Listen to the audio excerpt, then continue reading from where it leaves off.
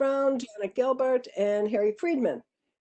And I think if you have questions, you can even write them down as attendees or whatever. Right now, we're going to approve the minutes. Have people had a chance to read them? I did. I'll move the minutes. Okay, I'll second. Barbara, you okay, or do you want to read? I think you're on mute. I know you're on mute. To be able to unmute. You did. Now you're not muted. Now you are. Now you're muted again. There you go. There, now you're unmuted. I'm up. You're good. It was unmuted. Now it's muted. Now you're good. Let's leave it. Don't touch.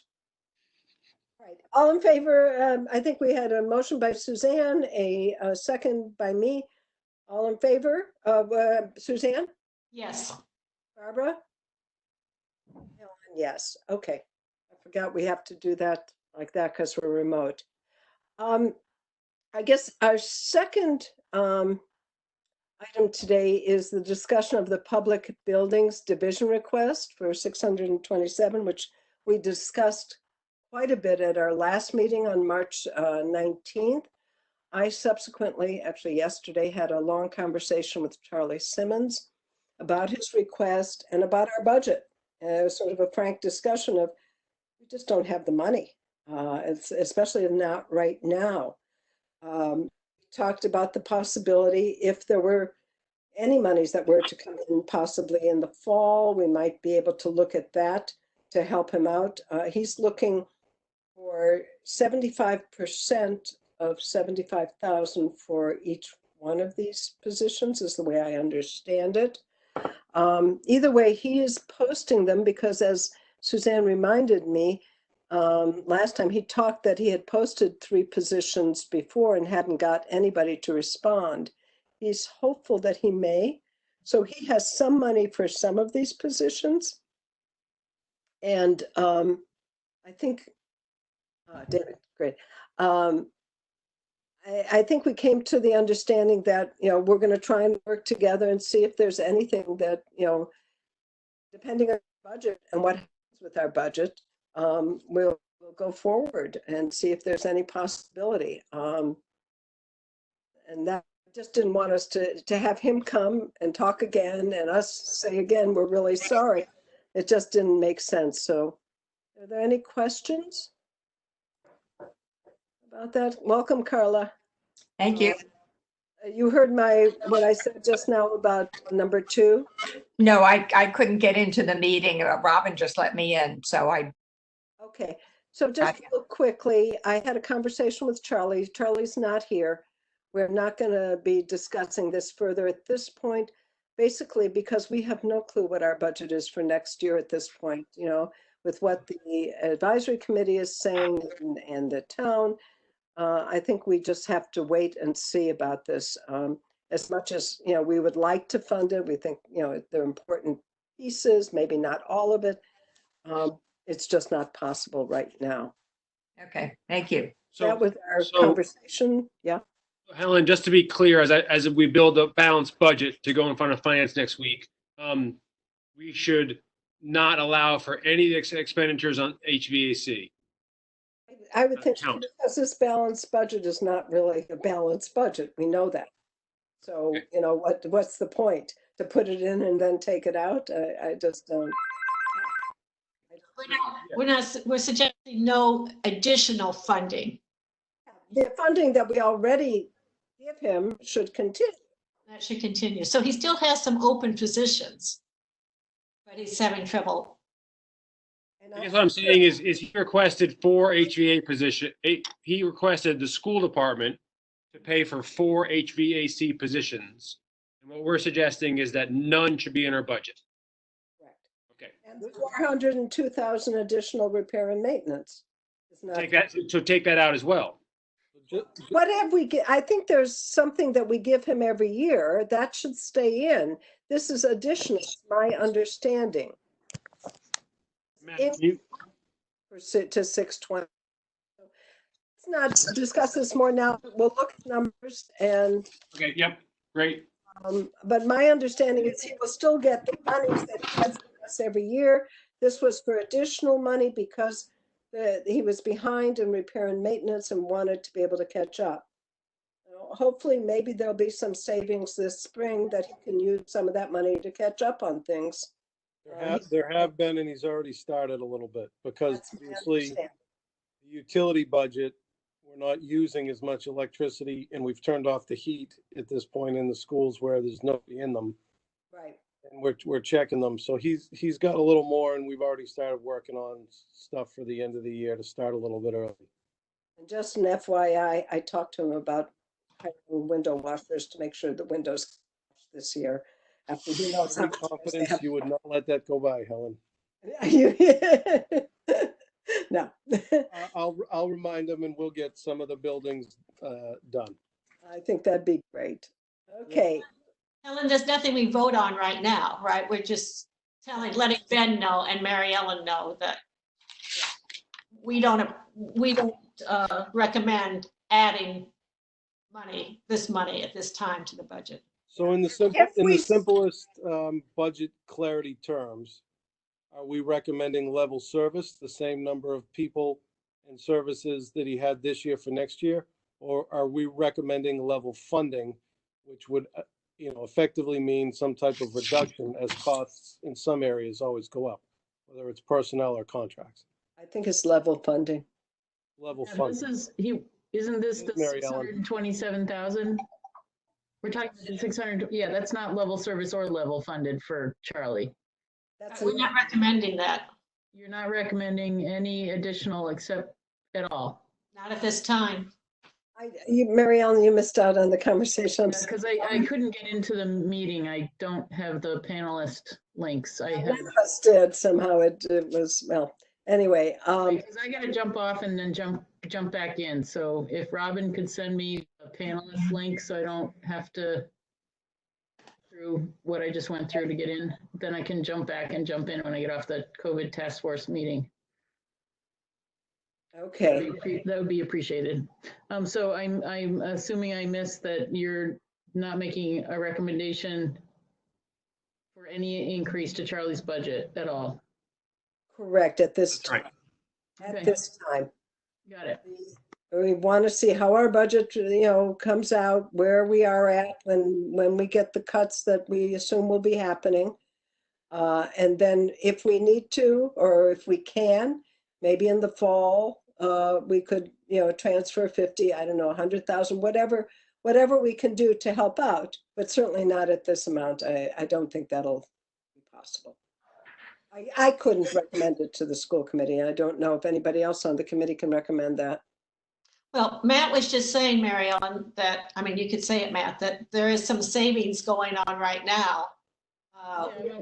And that perhaps we can use that Charlie could use some of that money for some of his needs. Mhm. Are you going to stipulate And that? some of the issues that he would have worked on next year, this year. Correct. Okay. All right, let's move on. The move update, utilization of 2 Clark Road, Baldwin and Sperber Center. We have some attachments here. Did people get a chance to look at them? Oh, Oh, okay. If you what should I be looking at, Helen? if you look at Robin's email, when is it? Are we looking at Clark Road moves? Yes. And down below, if you move down, you'll see, yeah, exactly. So there's a chart that Carla had requested and I can't put it up, unfortunately. I don't think I can put it up on the screen. I don't know how. It's beyond my pay grade. Sorry, guys. So we're looking at the staff building assignments, Clark, Sperber, Baldwin. Is that what we're? Yeah. Right. That's the item that we're looking at, the third item on the list. There Okay. is the graph that delineates in color Yeah. who's staying, who's moving, and where they're moving to. Then there's the piece that is the memo. And I don't know, Ben, do you want to speak to that? Do you want, or Rob to speak to that? How should we do that, or shall I speak to it?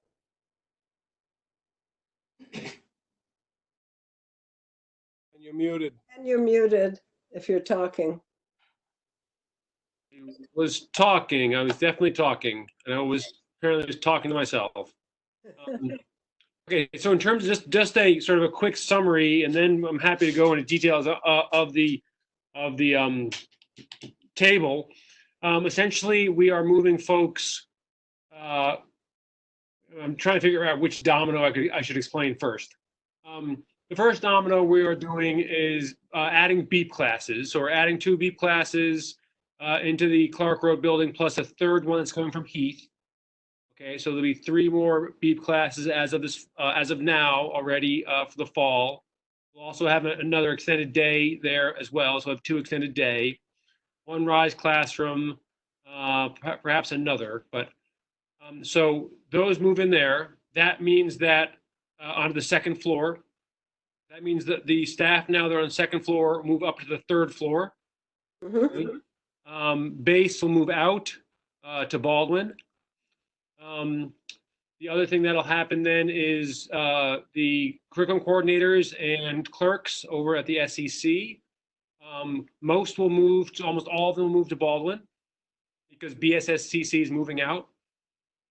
They'll move into where BSSCC is, and then 1 coordinator or maybe 2 will be moving to Baldwin. And then you'll have 2 classrooms built at SEC for middle grades, and you'll have a 2 breakout rooms there for like learning center small groups, special education support, and then you'll have 3 offices for vice principals.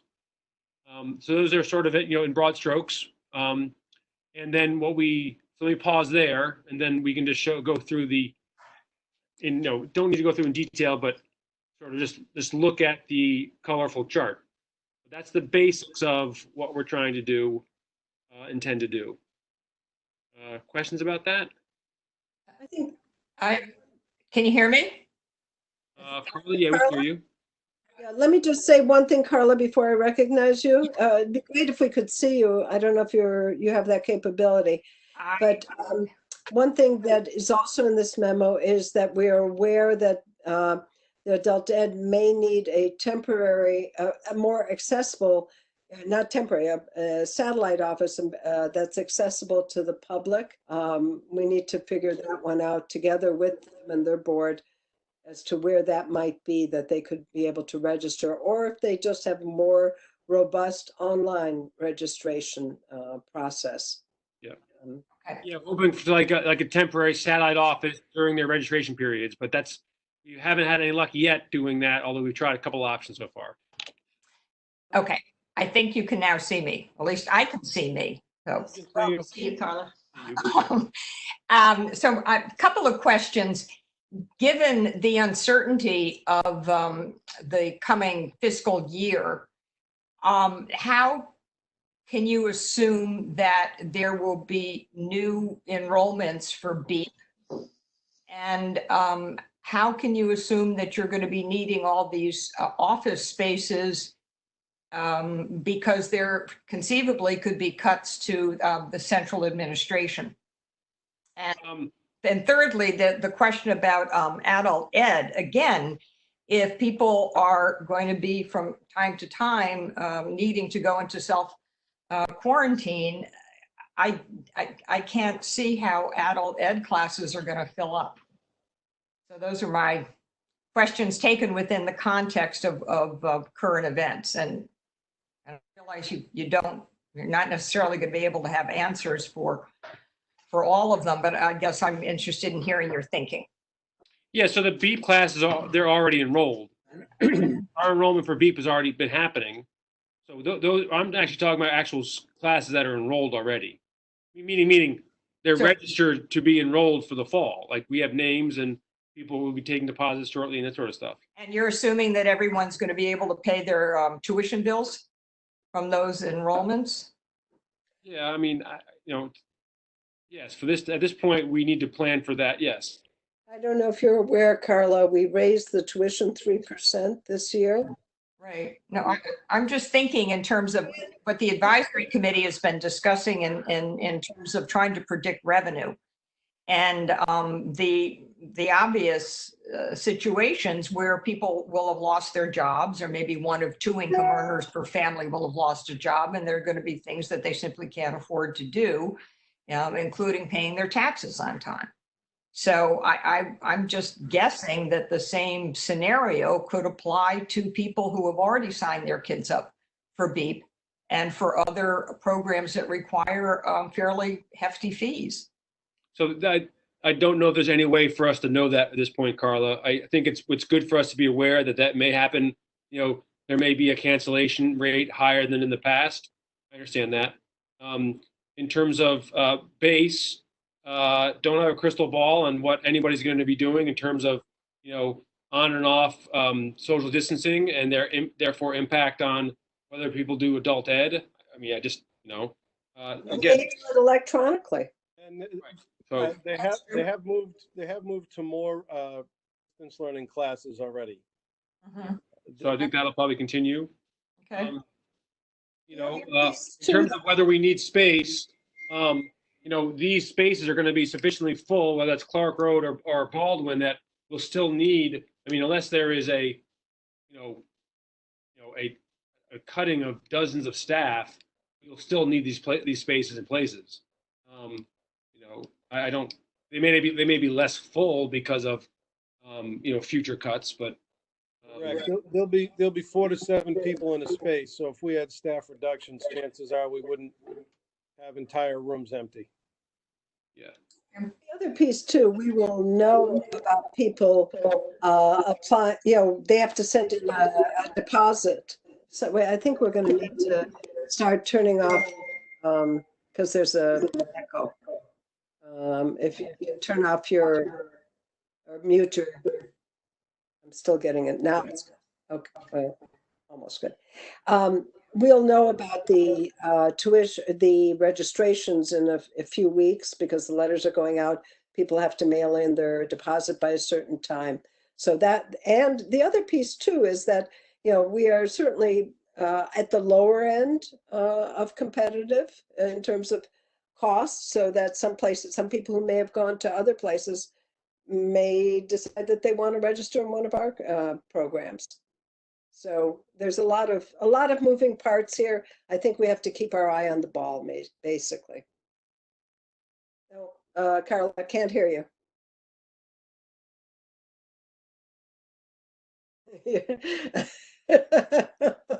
This is the way to keep you quiet, huh, Carla? No. I'm back on.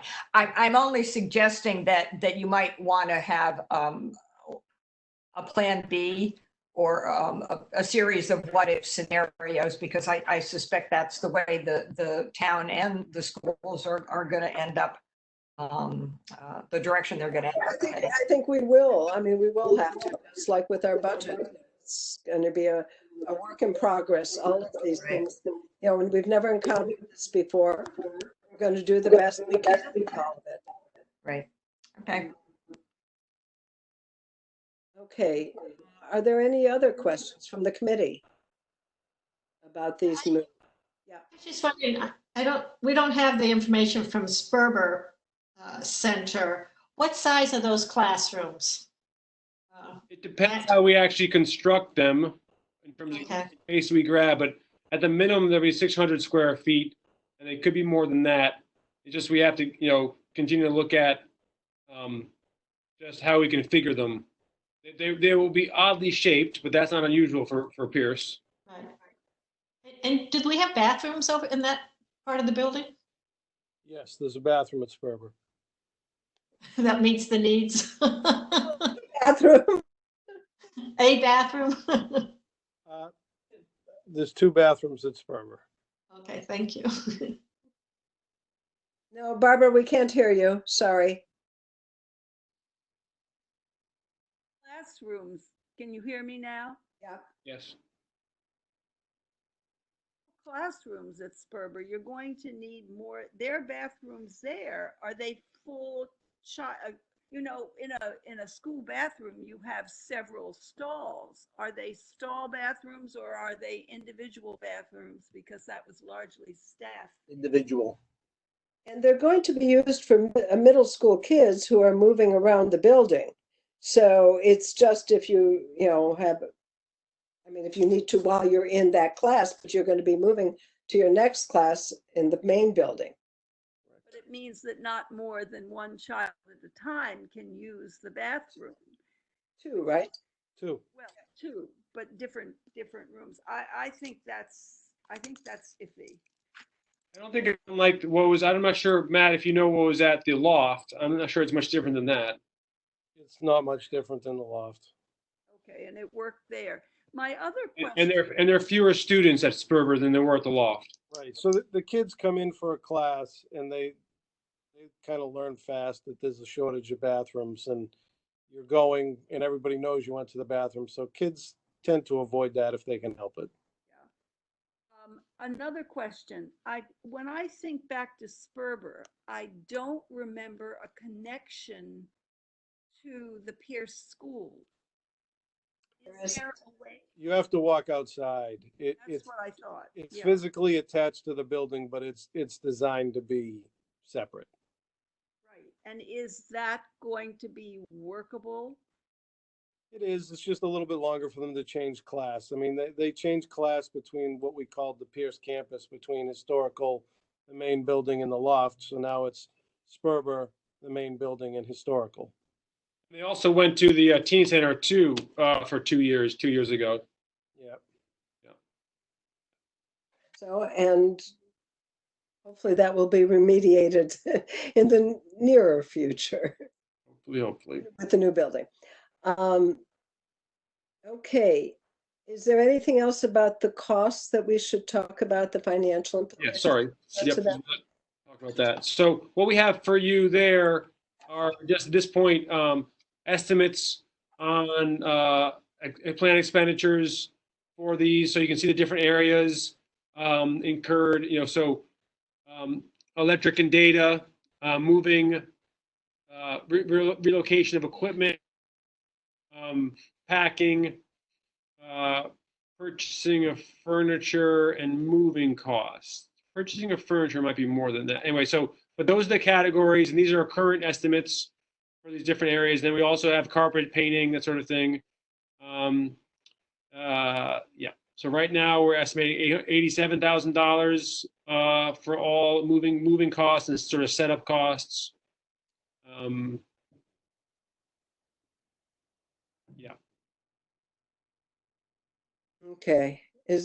Matt, is there anything you want to add to that? I assume you put this together. No, it's there's always a cost to moving, and then setting up a space to create office spaces. There always seems to be something. So if you just look at the electrical and data, to get Baldwin ready, what was once a pre-K room, now to have it wired for a bunch of office space in the lower level there, it is what it is. So hopefully we can stay where we are for a little while longer and not shuffle as often. I do think, Matt, there's going to be, and maybe you have this not in this, but in somewhere else, but classroom capacity is there will be additional furniture for the new BEEP classrooms. I think that They're not, it wasn't in this, but we do have money left in classroom capacity to cover some of these costs. And I'll probably wind up trying to wrestle with Charlie and Dan, but I consider furniture, classroom furniture or office furniture, part of the classroom capacity expense. okay. Any Not to be nitpicky, but what's the carpeting? Where's carpeting going?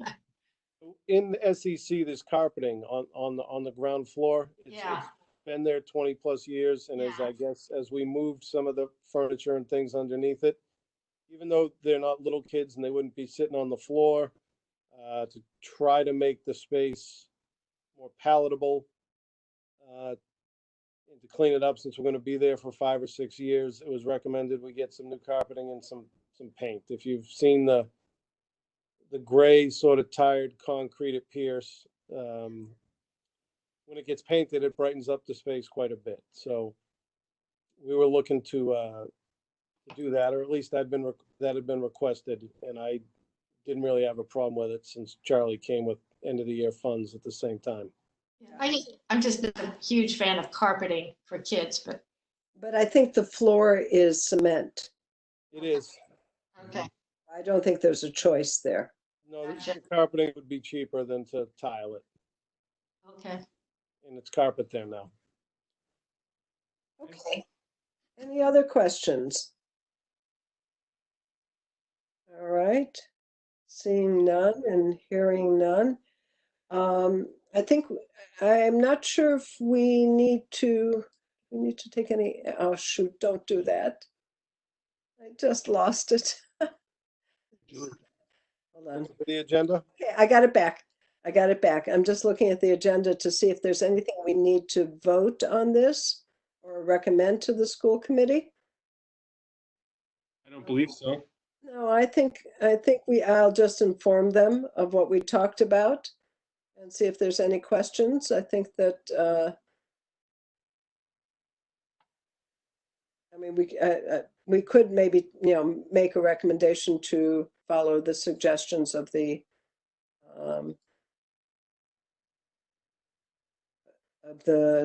memo.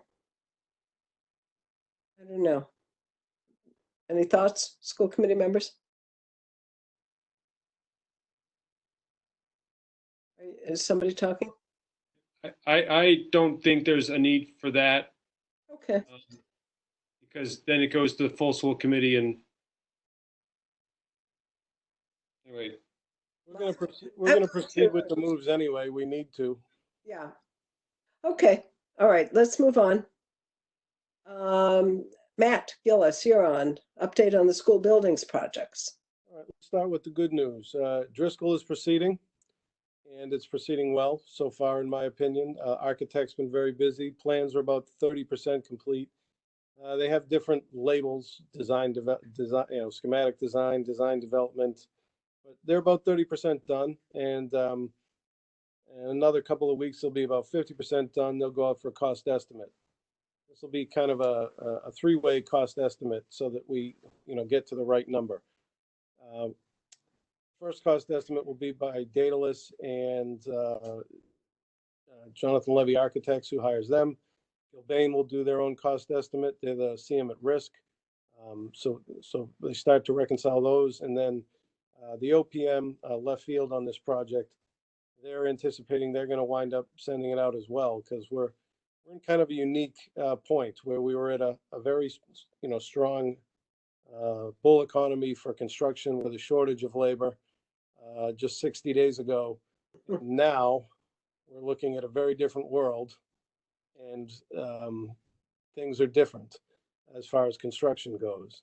And I'll elaborate that a little bit more when I talk about the high school. But for Driscoll, the project is in the planning phase, so it's mostly, pen and paper, ink and computers, and everything's moving along pretty well as it should. We've got some drilling for geotechnical borings going in the next couple of weeks, and a few more borings on the site. And when they finish that geothermal well, we'll have some good data for as to how many wells that the project will need. I think it's slated at 40.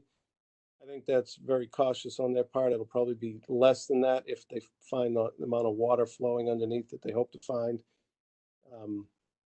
And then we'll see where we're at. It's just going to be interesting trying to look at some potential slow parts of the economy going forward, with all costs that have been recorded recently were in a labor shortage, and now soon there'll be a plenty of labor supply as folks start to find their way back to work.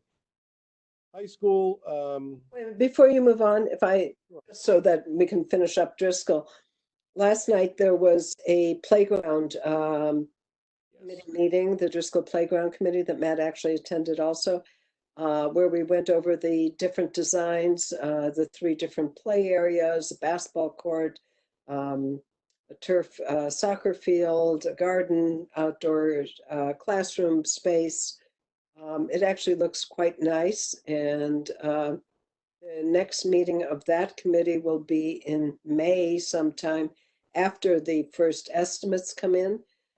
So that, and these would be estimated to the different schemes so that we would be doing cost-effective or cost-aware type of thinking while we pick which play equipment, the design, et cetera, for the play area.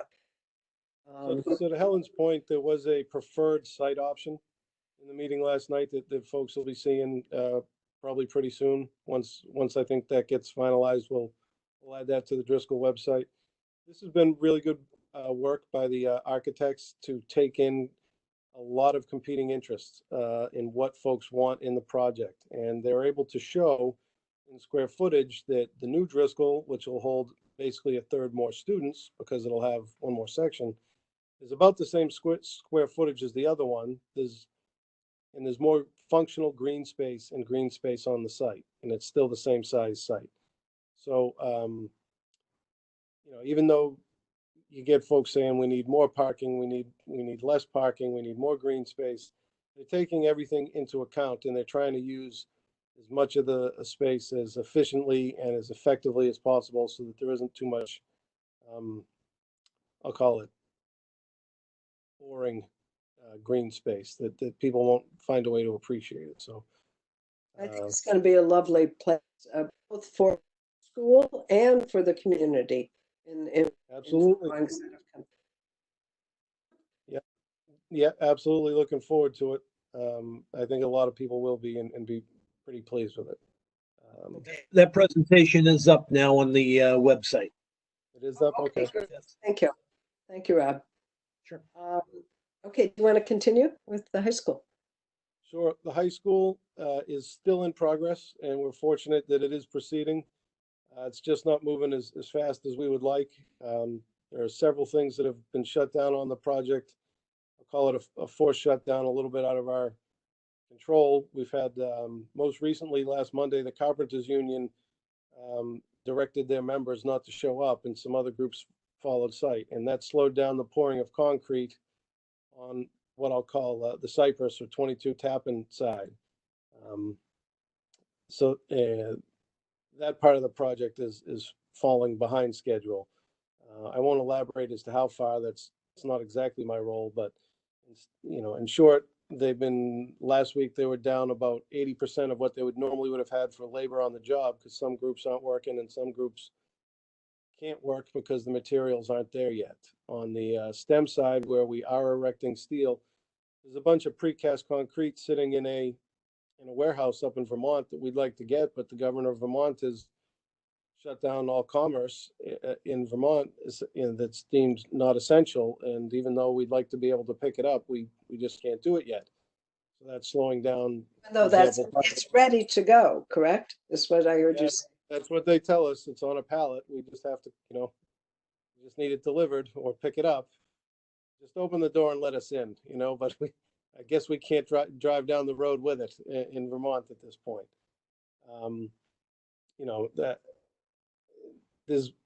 So the project is falling behind its initial schedule. The longer it falls behind, the harder it is to catch back up. I think most folks understand that, and there'll be more to come on that. I believe the CM is already put in a request for extenuating circumstances. I also sent out the reports that go to the building commission. This group, if folks wanted to read them, I recommend them. They're worth the time. And the pictures from Skanska, if you start looking at those on a monthly basis, they're quite helpful.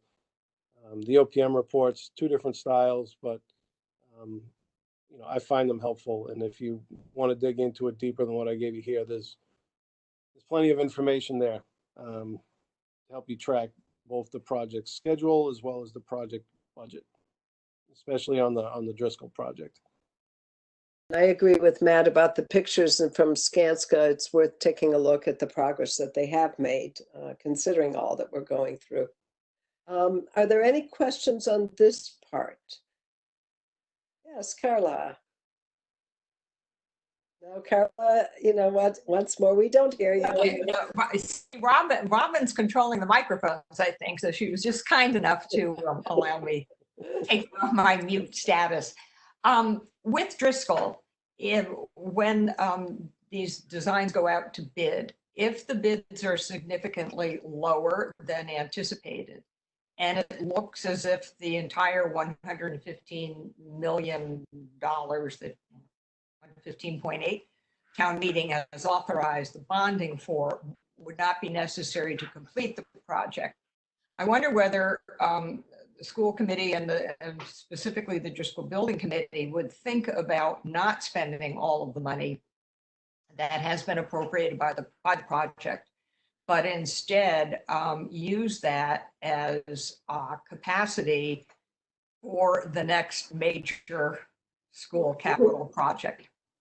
I think that's a brilliant idea, Carla. I was, So there I is mean, I one, don't there think- is one thing with the bonds and the votes. So they're pretty restrictive to an address. Before things go to the bond market, it's fairly descriptive of what it's used for. So there's generally an agreement with the taxpayer that that's what the project's going to cost. And if it's not spent when the project is eventually closed out, and I don't want to speak for Tony, but I'm pretty comfortable saying that he likes to make sure the project comes in under budget. That those funds would not be bonded in the end, and ultimately not be taxed to the taxpayer. That's right. Or if they were bonded, you know, then it would be used to reduce the tax bill. And I've had to do that calculation in a regional school for assessments to use the remaining bond proceeds and the amount that was unspent, so that it lowered people's tax bills just a little bit. But they're not supposed to take it and spend it on some other project. The I vote is wasn't- specifically for the Driscoll School. I wasn't suggesting they would do that. What I was suggesting is that you wouldn't need to bond as much, and therefore the taxpayers would get some sort of reduction in their tax bill, but that would allow, as their taxes come down a bit, that allows perhaps a smidgen of goodwill in viewing the next request for a debt exclusion. No, I Yeah, I mean, it's certainly worth mentioning to Melissa, you know, to not bond, you know, a small amount, towards the end, because you might not need it. Right. You can do a revenue anticipation note and then finish off the general bond at the end if it's a small enough amount of money, in a simpler way. I'm sure she would do it in the best way possible for the town. I think, Carla, also, if it came in substantially lower, which would be really nice, we have to increase our debt capacity, because this is part of our debt capacity. So, okay, no, good question. Anything else from people? The one thing I would like to make sure, can everybody, Carla, I think you're going to have to, or somebody, because I'm hearing myself twice. Sorry about that. No, that's great. As people probably know, but in case you don't, tomorrow the MSBA will be voting on a recommendation from their staff to fund feasibility to go into an agreement with the town of Brookline, with the public schools, on feasibility for the Pierce School. That's at 10 o'clock tomorrow. It's a public meeting. Then we're planning, if the board votes the staff's recommendation, to have a school building committee meeting on the 22nd of April, to catch the school building committee up to date on what's happening with the project.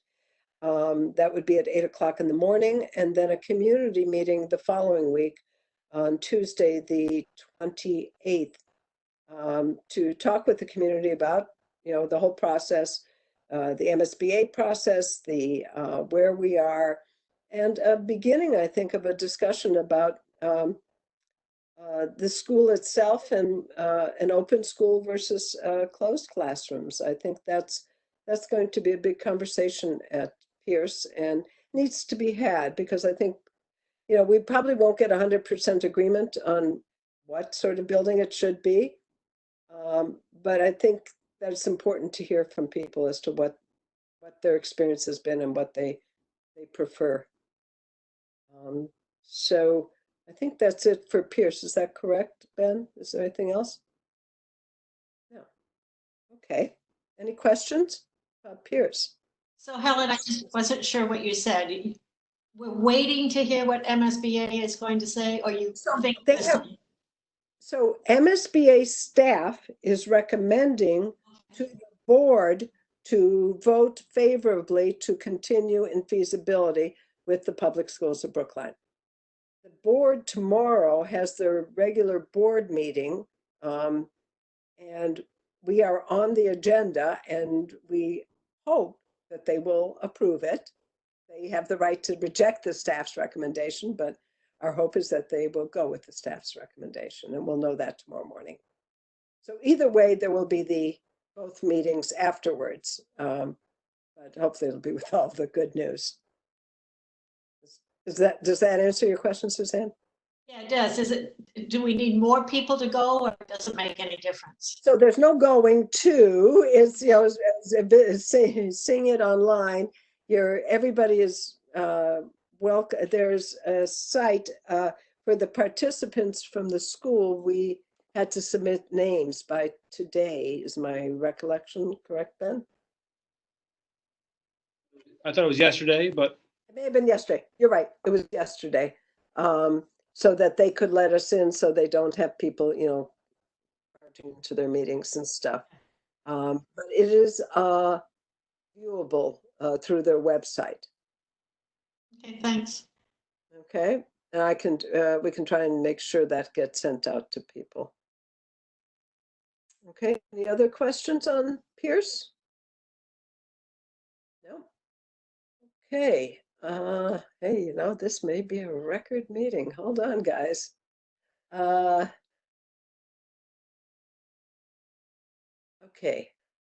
I guess, Matt, you're up again. The update on utilization of school facilities for emergency response. Could you update us, please? No, Matt, you have to unmute. Please use your imagination.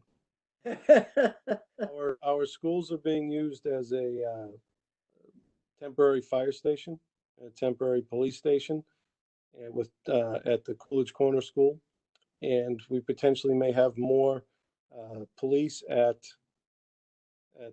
high school or at Baker if it starts to become a problem with the police department, so that they can fragment their officers and their teams into different locations. Social distance, they're not fragmented.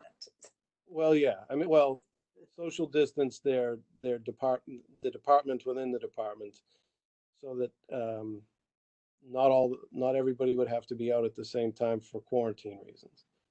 But so far, I guess the police department's been pretty fortunate, more fortunate than the fire department. Fire department split their two largest firehouses. Some are in the library and some are in Coolidge Corner School, and that seems to be working out pretty well on a temporary basis. We're also using one of our kitchens. We cleaned out the fridge, the walk-in fridge and the walk-in freezer, helped Brookline Food Pantry and Brookline Thrives. Amid this crisis, it's just interesting how things work.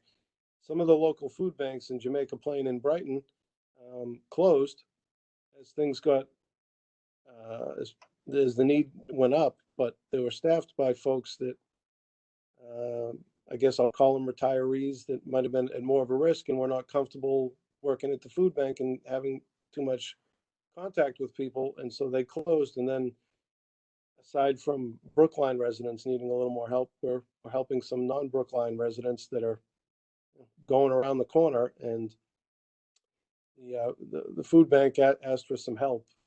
So we're able to give them a kitchen, fridge, freezer, and some staging space in a cafeteria, as well as we emptied out some milk coolers and put those into the spaces where they are. So when they get last minute donations from some of the grocery stores for pre-made meals, they can go right into the milk coolers. Their schedule is still the same: Tuesday, Wednesday, Thursday, and Saturdays but they're pretty busy, and they've sort of ramped up the amount of food that they're able to receive in donations. And if folks wanted to make a donation, you can check out the Brookline Food Pantry website. Basically $20 of your money can get them about $40 worth of food at the grocery store. So they're doing good work, and we're happy to help. And I just call it an invisible partnership because we're just the background staging. We don't want people coming to our buildings looking for food when we're not really staffed for it. We let them in, they store some food, we close it back up. They come in, they box up and bag up some food, and then we close it back up. So it's a good partnership, and looks like we're going to be working together closely for a little while longer, but it's been a good relationship thus far. Well, Matt, I want to thank you for facilitating this and, helping out both our people in Brookline and our neighbors. I mean, I think, we're all in this together, and I'm really proud that we're doing this. And I think it's a great thing, both with the food pantry and with our police and fire. I mean, the fact that we have the space that we can do it is wonderful. And so it's a good deed. Thank you. Nope, we're happy we can help. Right. And I saw Suzanne saying, yeah, go ahead. Thumbs up. Thank you again. I'm just saying thank you as well. Also, I was just curious. I was finally getting outside just in that horrible weather at about 9 o'clock when it stopped raining. And I walked by the library in the village and it was all lit up. Is that because the fire department's there? It might be, although I can't say I've been down there at night. I can tell you some of my neighbors, they put up their Christmas lights back up to try to cheer people up, and that's been kind of nice. So I'm just curious. So the library itself, but perhaps they were cleaning because people had been there during the day. I was just curious. Well, so the school custodial staff, we call them the gun team. They take electrostatic guns and they go in and they disinfect after police and fire as they're changing shifts. They spray down the vehicles and some common areas, and police and fire are taking extra precautions to clean up their own workspaces. So obviously with the schools being closed, we don't need the custodians in there as much. So we had the tools that are in demand. I mean, when I tried to push for some more, I heard, well, Vatican is waiting. I said, well, how do I get in front of the Pope? And they just thought that was funny. Everybody is trying to get the same stuff at the same time, and everybody's waiting to have it. So we were fortunate that we had a handful of electrostatic guns to work with, and now they're just being used off and on about 18 hours a day. It's fantastic. Thank you that we have it. Speaking of yesterday and the weather, did the schools suffer any kind of damage from the bad weather? Old Lincoln School, the fence right over the garage blew right off. Wow. And that was a wrought iron fence. And nobody got hurt? Nobody that I know of got hurt. I mean, not too many people were out in that weather yesterday, thankfully. Nobody was reported to be hurt. But this morning when I was driving into work, I saw Charlie Simmons and I'm drawing a blank on his first name, McKenna. He's practically an employee of the town. He's a roofer and a mason that yes has been working for us for a number of years. Mm-hmm. They were there already looking at how do they get this fixed back up this morning. So that's it. That's about all I heard. And Baker lost some power for a little bit this morning, but I believe that was restored. Okay. Are there new and old business? Is there any new or old business anybody has? Yes, Carla. Well, first, let me ask the committee. Is Suzanne or Barbara? Just 2 dates I wanted to tell you about. I spoke with Nancy Heller last week, and we have tentatively settled on the 21st of May for a public hearing on Article 7, which is additional funding for the high school. Okay. And then the advisory committee is again tentatively scheduled to take that up on that article up on the 28th of May. It is about as late as we can do it, given the fact that the combined reports deadline is about a day after our hearing will take place. And what times are those? I'm sorry, what time? Probably 5:30. We haven't, depends on whether you want to do it before dinner or after dinner, but she. 28th, the full advisory is later, right? Full advisory is the 28th, and that will be at 7:30. Okay, Public hearing might be at 5:30. It depends on, what else pops up on other people's schedules. okay. Anything else from anybody? Okay, guess what? We did this in an hour. Then, do I get some applause?